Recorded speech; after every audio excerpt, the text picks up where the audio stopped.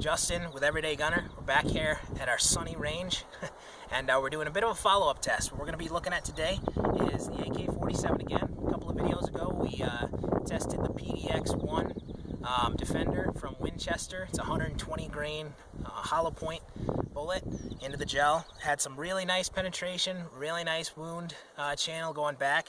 And the AK-47 though just seems to kind of have this mythical reputation as a man stopper, and so what I wanted to do was take, just kind of the cheap, crappy steel case jacketed round.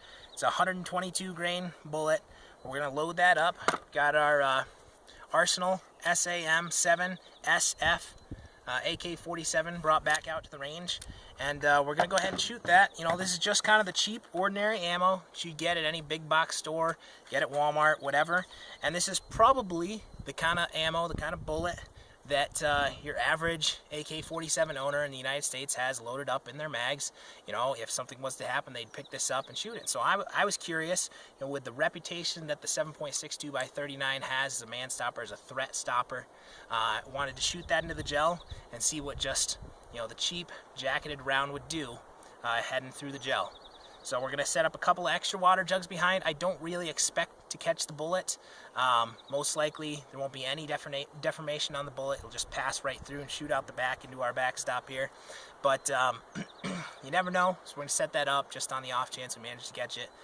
If we don't see much damage, we may take another shot, but we'll give you at least one shot on video here. We'll come back, take a look at the gel, and see what just the cheap FMJ 122 grain bullet will do into ballistic gel coming out of the AK-47.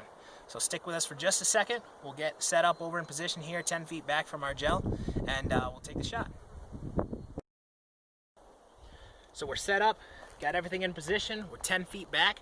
I've got two of just the Russian-made steel-cased jacketed rounds loaded in our little shorty mag that we brought out here to the range. Got my Arsenal SAM7SF. I'm gonna go ahead and get that loaded up. Go hot, get Joel in position. We'll take the one shot, see what it looks like, and if there's not much damage, we'll go ahead and take the second, all right? Yeah.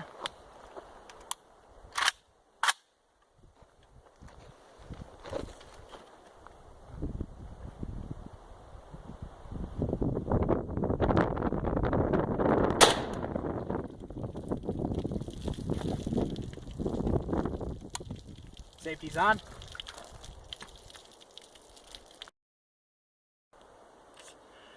Alright guys, so pretty interesting result. We have a recovered bullet. The bullet went in just about dead center. You can come around and see the shot here, Joel. And we got it punched right in, and we've got a clean punch through. It rose a little bit as it was coming through, went through our first jug and stopped in the second jug, including the water.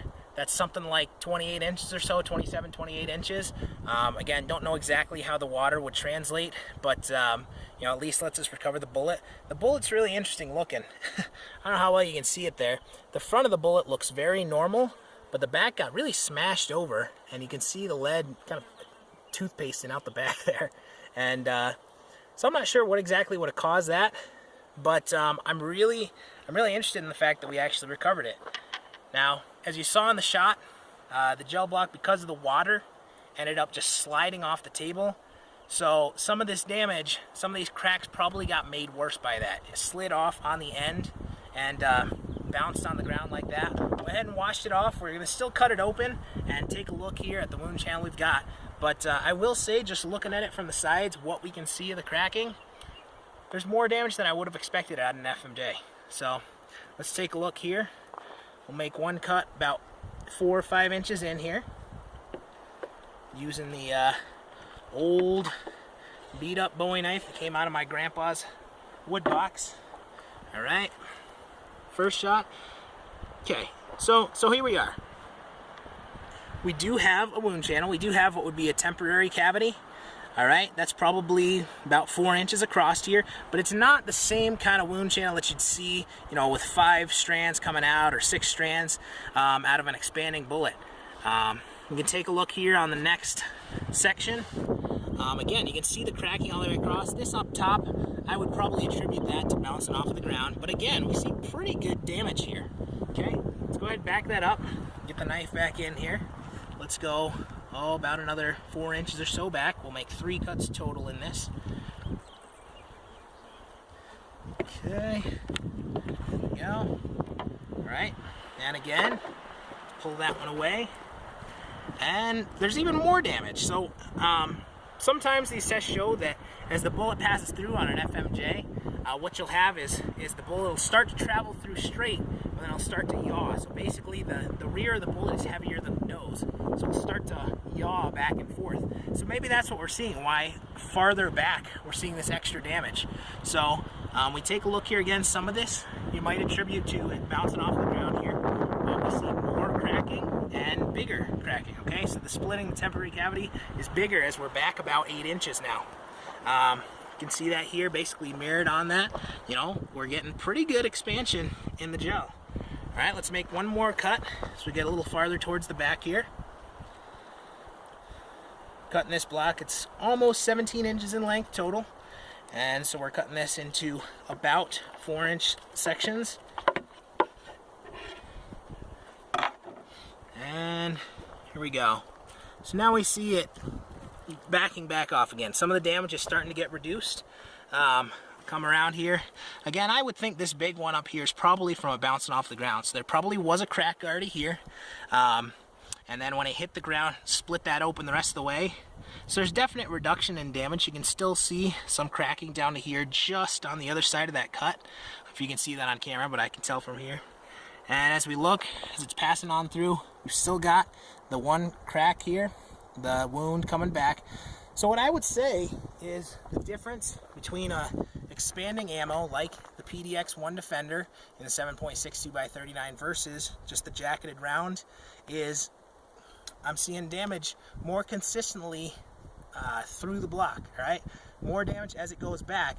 Now, we're getting more penetration, we're getting over penetration. That is something I'd be worried about in my home if I was trying to stop a threat that was breaking in the middle of the night or something like that. But, but the amount of damage is actually pretty substantial. Again, it's spread out through the block more. It's not quite so much instant damage and then petering off to stop at about 14 inches. But really pretty impressive results. So I think we see why the AK-47 has been so successful. One of the reasons is that the round that it's firing, the cartridge it's firing, does a lot of damage. I think we see evidence of that in our gel block. So hope you guys enjoyed that. I did. It was a lot of fun coming out here and shooting for you guys.